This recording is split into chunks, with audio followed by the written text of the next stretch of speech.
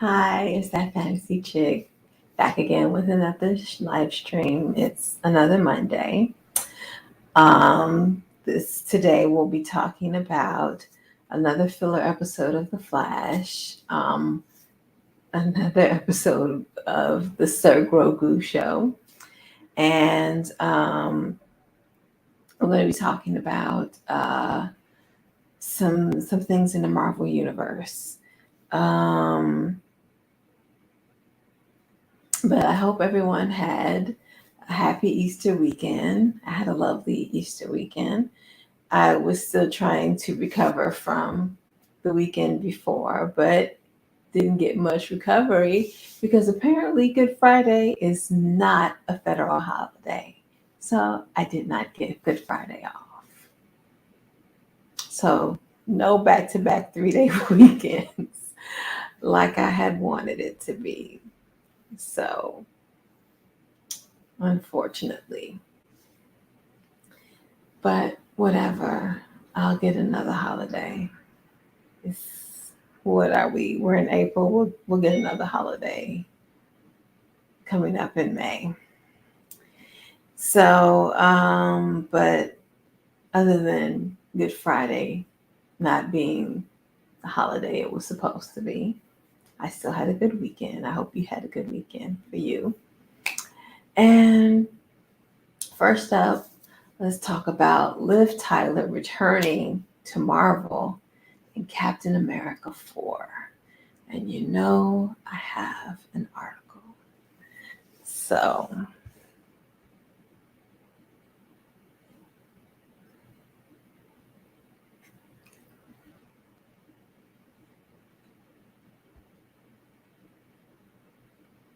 me. Okay.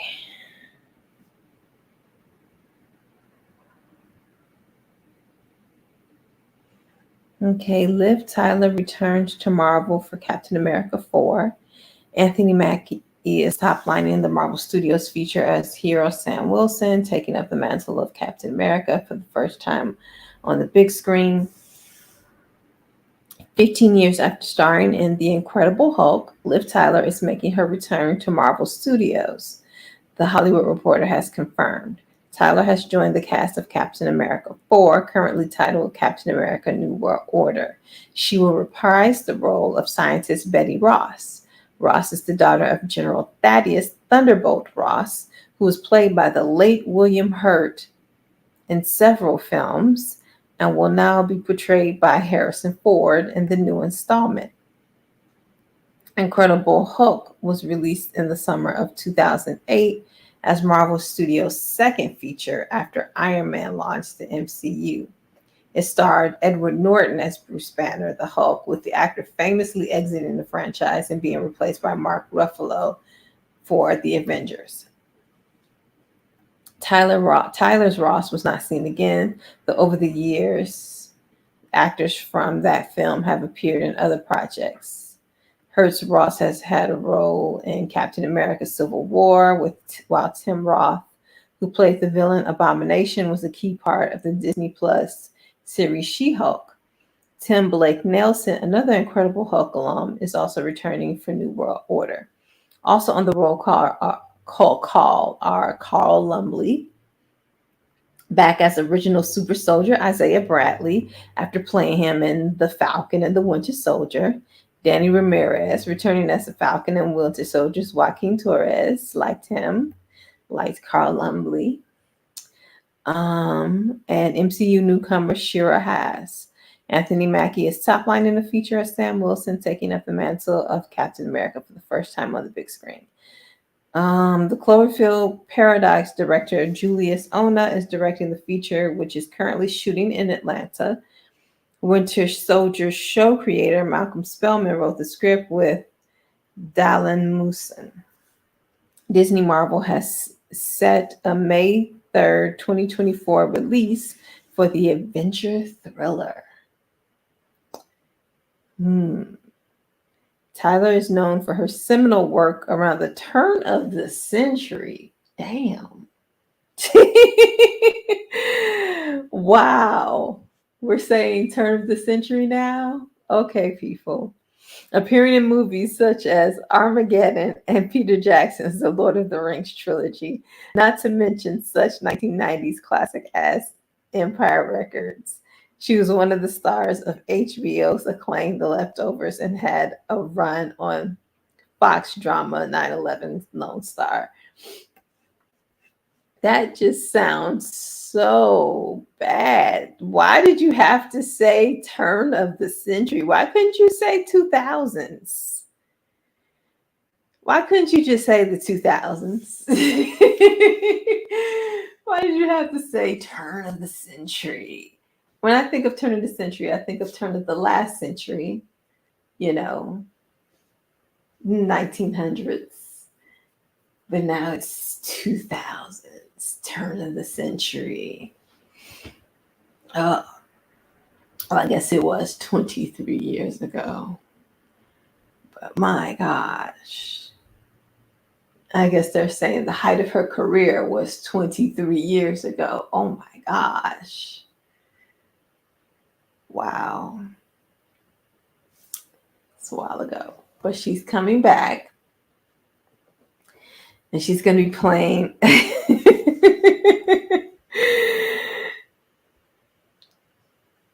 Yes, it is. It is a history book term, which is why I associate it with the 20th century, not the 21st century. But I guess it's now associated with the 21st century. We are in the 21st century. But man, so she's coming back. She's playing again. She's playing Harrison Ford's daughter. That's going to be interesting. And it's going to be really interesting to I guess they're not going to bring Mark Ruffalo back, but it will be real interesting to see his Hulk with her Betty Ross. But of course, this is Captain America, so we don't have time for him in this movie. But it'll be nice to bring her into another movie with the Incredible Hulk. So maybe now that she's back in the MCU, she can stick around for another movie where they can actually pair her up with Bruce. Maybe.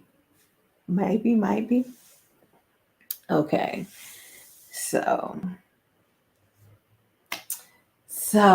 on to the Flash and the filler season. So I think we're done with, we're not doing the big bads. We're not doing a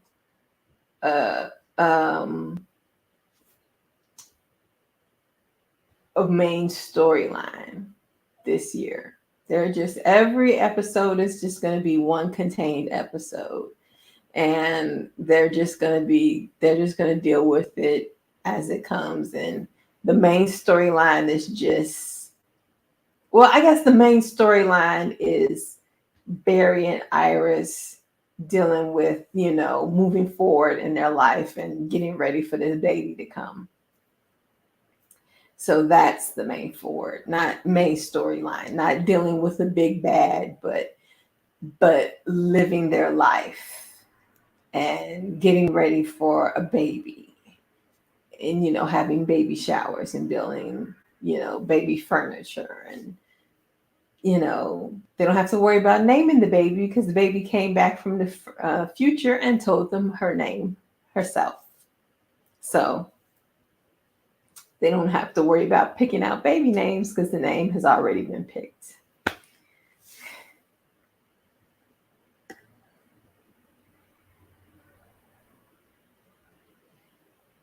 New World Order is either going to be a huge flop or a huge hit. No in between.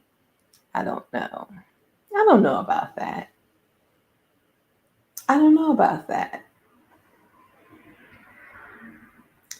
I mean, yes, this past phase has been hit or miss. with critics, but I like the Falcon and the Winter Soldier. And if we get more of that, I think it's going to be really good.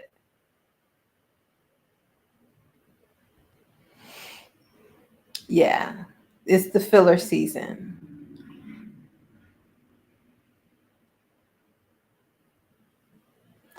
Yeah, I think they're just it's just this is the season of the long goodbye.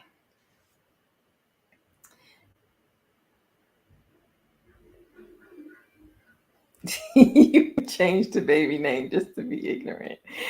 But but yeah, this is the season of the long goodbye.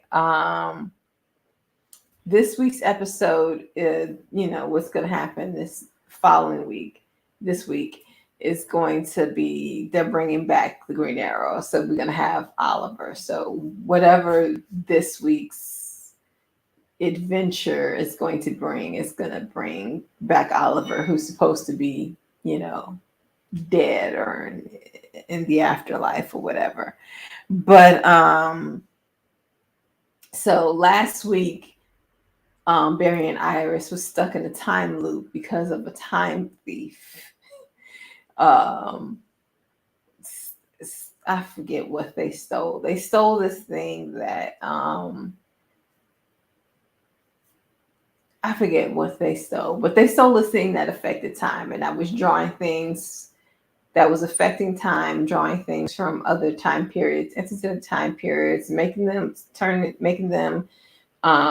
wear clothes from other time periods, wasn't allowing them to leave the room, just getting them stuck in this loop.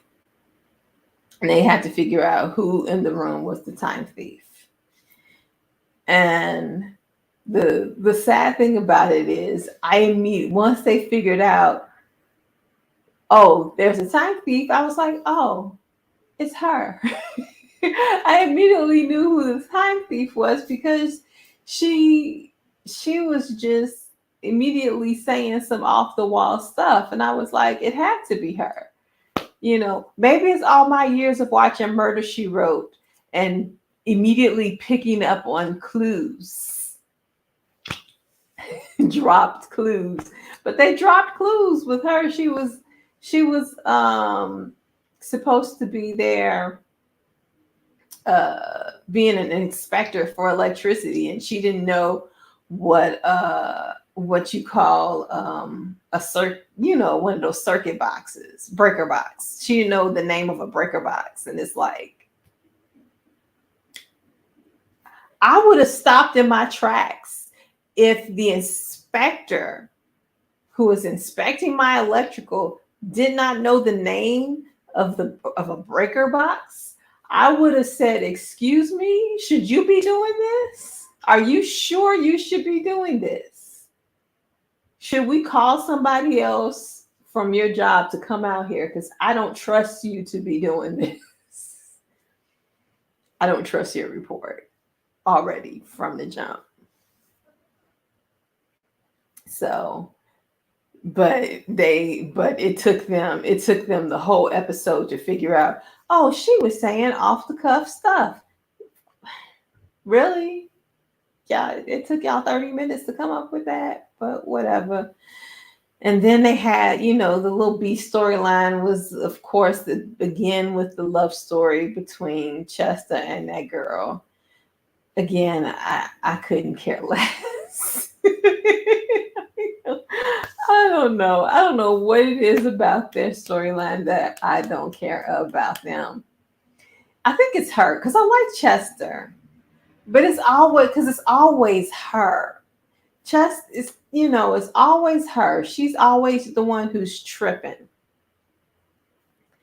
So Chester, of course, said I love you, and then she started tripping, and of course it was this cliche thing. Oh, everyone who I love, leaves or dies or something, and blah blah blah blah blah blah. So she pushes him away, and we had to work through her cliches. So in the end, she worked through the cliches. But So we worked through that. We worked through the time thief. Last week was, an okay episode. I'm waiting for to see what they're going to do with the Green Arrow. I guess now is the time where they're going to start bringing in some more special guest stars. So we bring in Green Arrow. We still have the Legends of Tomorrow to do. I wonder if they're going to bring somebody from Black Lightning in. It would be nice if they do, because he was a part of the Arrowverse.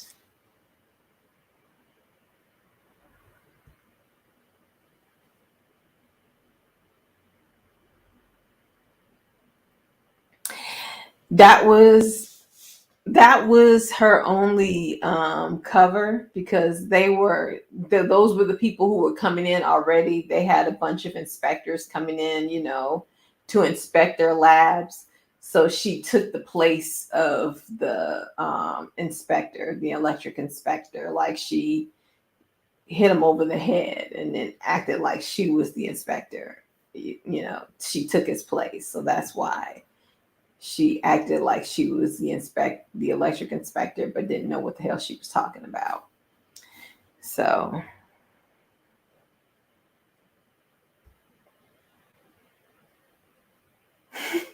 not with this season, just with that episode. I'm still looking forward to see what they do with Oliver. I'm still giving them a chance with Oliver.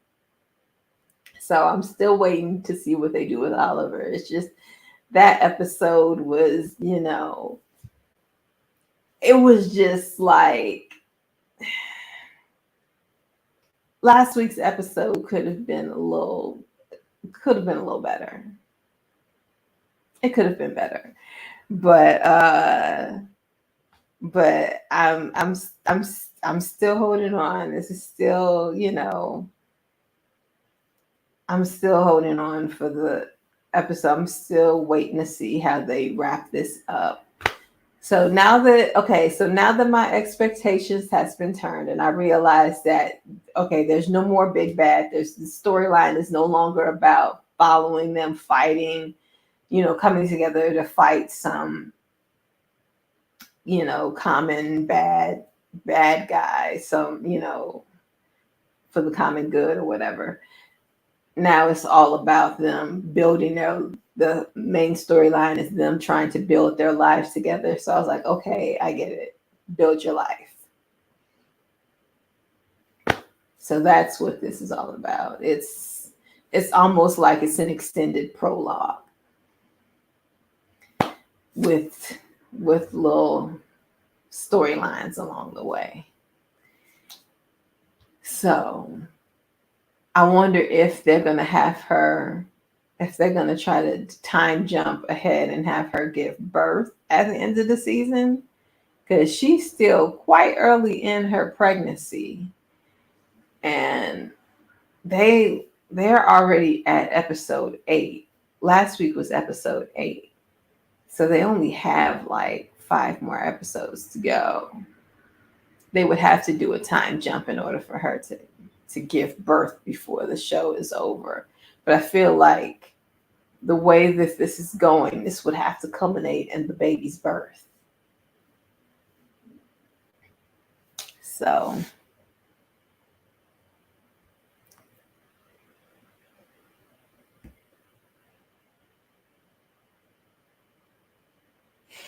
I know after he left Green Arrow, he did this show about wrestling.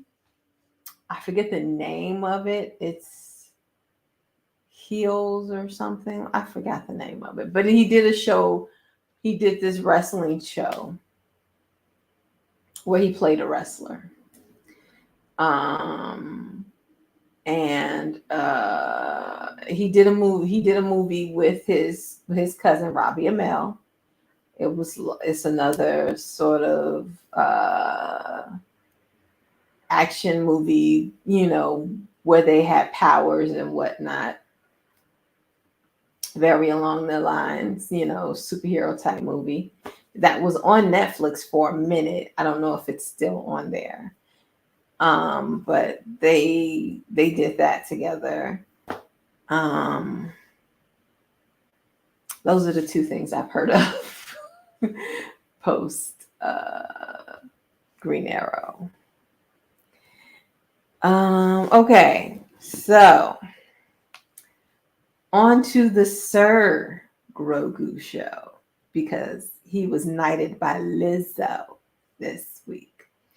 So we had a lot of guest stars. We had Christopher Lloyd. Back to the Future was a long time ago.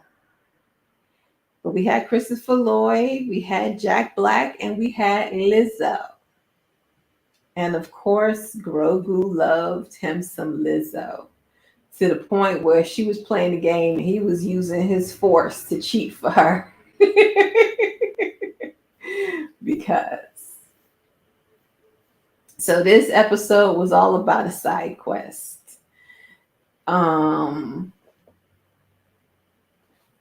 Side quest. So last week Bo-Katan was given the job or the mantle or whatnot or whatever to join all of the Mandalorians together. Those who live under the helmets and those who don't. Reuniting them. Oh, this is the way. So she's on her way to go back and try to reclaim her fleet. And along the way, Jack Black and Lizzo was like, yeah, before you do that, we need you to do us a favor. So they had to side quest and figure out what was going wrong with all those androids. And of course it had to have been Christopher Lloyd, because you don't bring in Christopher Lloyd for one scene and then drop it. Of course he's going to be of course he's going to be the bad guy. It's like those shows when they have those like Law and Order and things like that. When you see the special guest star is always the guilty party, because you don't bring them on for them to be, a suspect and move on. They have to be the guilty party. And that was Christopher Lloyd. He was guilty. I don't get what his goal was or what he was trying to achieve. He was a separatist. He didn't want to be a part of the Republic. He didn't want to be a part of the Empire. Or did he want to be a part of the Empire? I don't understand. He didn't like the Empire. He didn't like the Republic, but he liked Count Dooku. I was so confused. I was confused about his ideology. I was confused about what he was trying to achieve with corrupting those machines, with the robots. I was confused. I mean, it was an entertaining episode, but I was confused.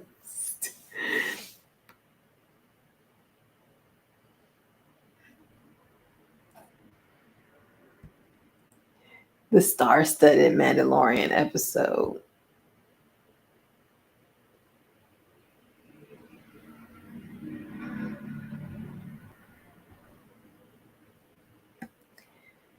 The whole season feels like a side quest. Just when I thought they weren't going to have a whole bunch of side quests, because he bathed in I thought the whole season was going to be side quests just to get him to Mandalore so he can bathe in the living waters and blah, blah, blah, blah, blah, blah, blah. But he did that early. So I thought, okay, Well, I guess we're done with side quests, but no, we're not.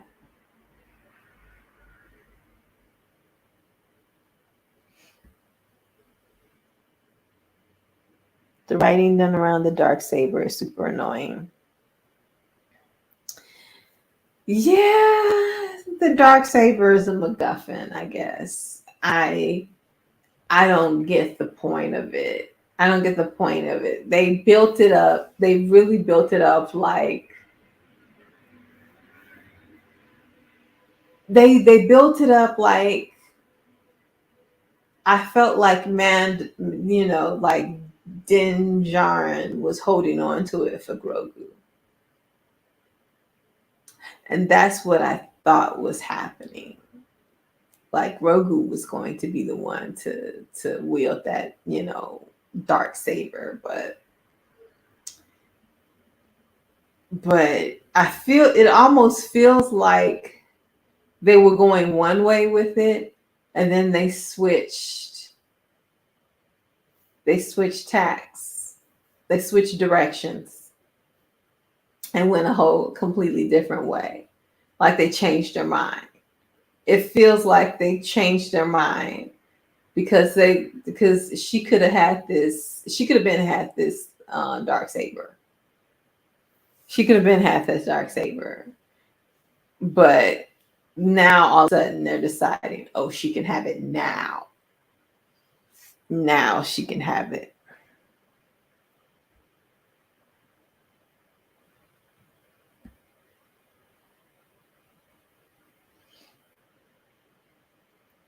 He was just trying to make a political statement. It was a confusing political statement. I was so confused.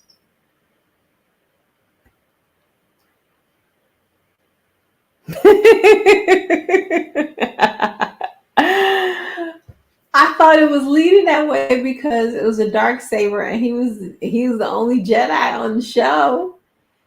It was That's how I felt. It did felt like they changed directions because she could have been had that dark saber. She could have had that dark saber the other last season. But now all of a sudden it belongs to her. Like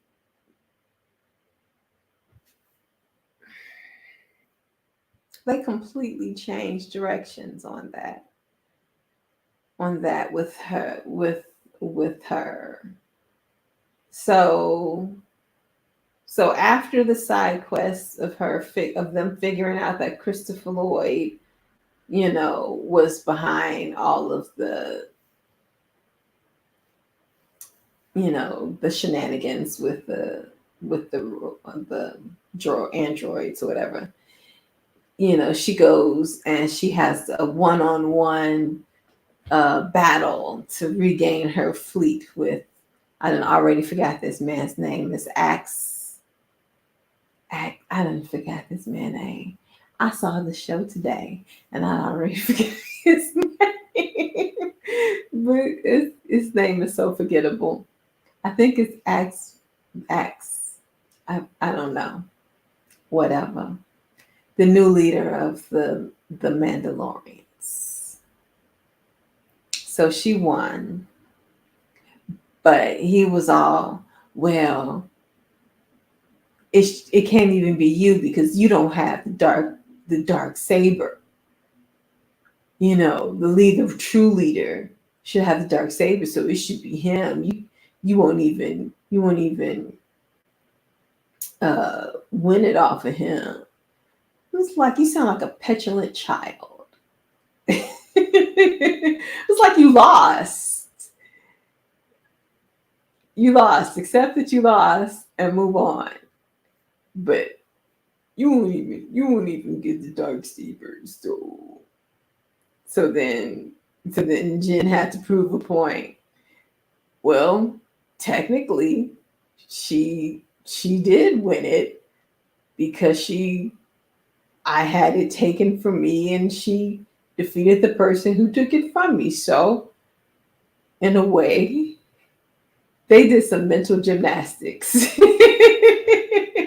But in the end, She got it.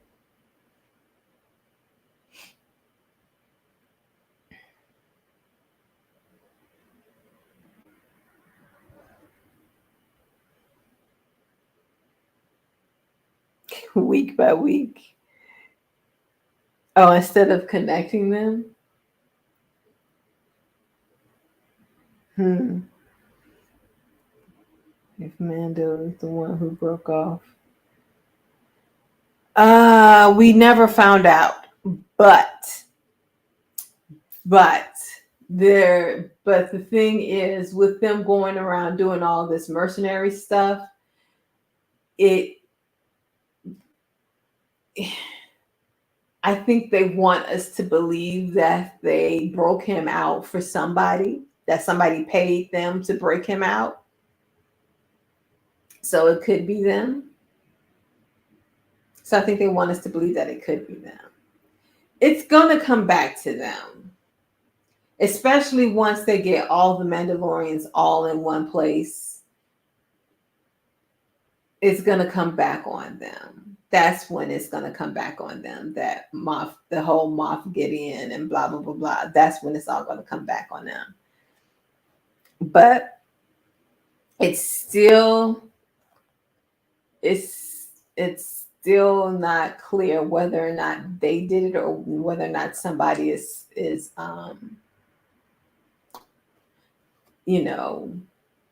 framing them.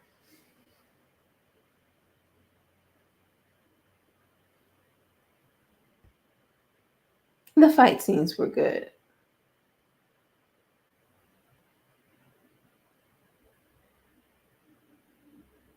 They only got 2 episodes left. There's a lot of loose ends. There's that chick. There's Moff Gideon. There's the dude whose brain got fried. Are they ever gonna trace that back to that chick? How are they gonna tie all of this together with the show is called The Mandalorian. How are they gonna tie Coruscant back to The Mandalorian? Because otherwise, what's the purpose of showing all the stuff happening on Coruscant if it does not tie back into The Mandalorian? How are they going to do that in 2 episodes? That's a lot of loose ends.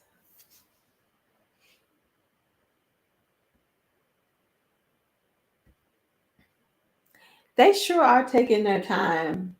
I feel like it's 6 episodes. I'm still waiting for the plot to get jump started. And next thing you know, it's going to be the finale.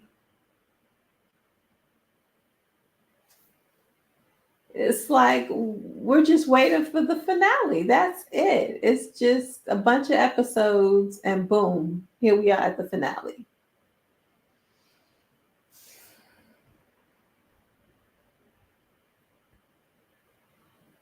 Yep.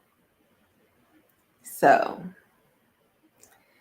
this is just taking us to the finale. This is just taking us to the finale, Sir Grogu. I don't know how. I don't know what to think of season 3 so far, but I don't know what to think of season 3 so far. We'll see.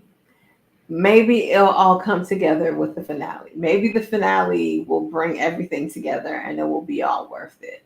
And then it'll be like I said with Full Metal Alchemist, although Full Metal Alchemist made everything come together way well before then, but they had way more episodes than 8.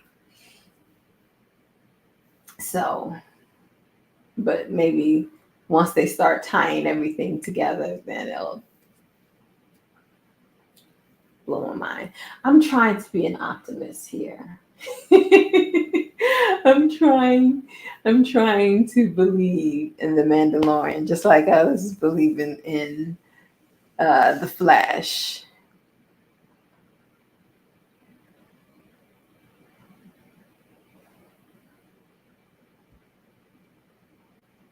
Who's Bo-Katan seeing that mammoth thing?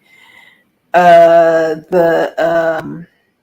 mythosaur, right?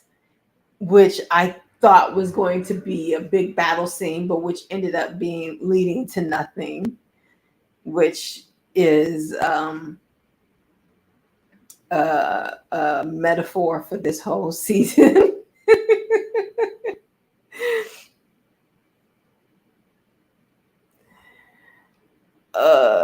Cut production has only been 8 episodes. How much more can they cut?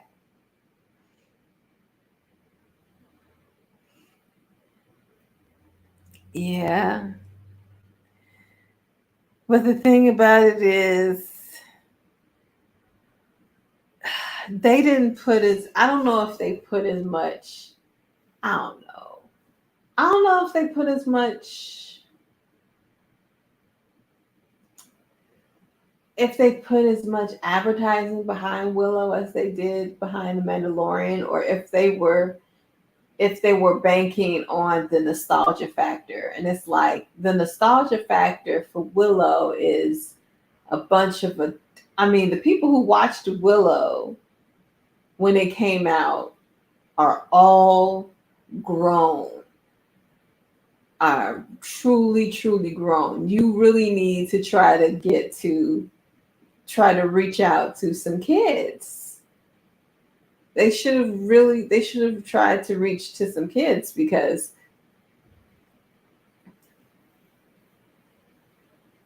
everybody who knew about Willow, they're like millennials and Gen Xers. It's it's yeah. They rely on the nostalgia factor, and it's like you can't with the show that old. Willow is old. Willow is too old for the nostalgia factor. You gotta put something behind it.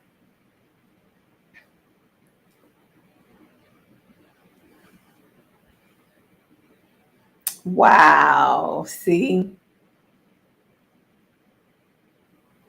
that's on them.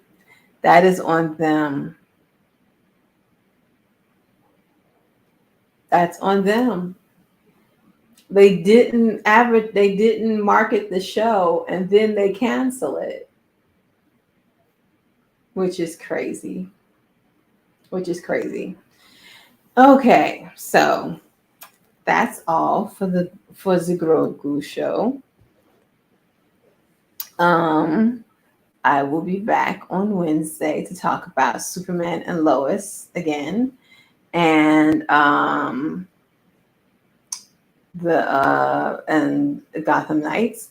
And somebody, I saw someone on social media, saying that Superman and Lois ain't got no business being this good on the CW. And it is good this season. Superman and Lois is good this season. It's the good show. I mean, like I said, it's constantly trying to get me in my feels and constantly trying to get tears out of me. But I'm not giving up these tears. Not for, no, I won't cry. But every episode is trying to be a tearjerker. But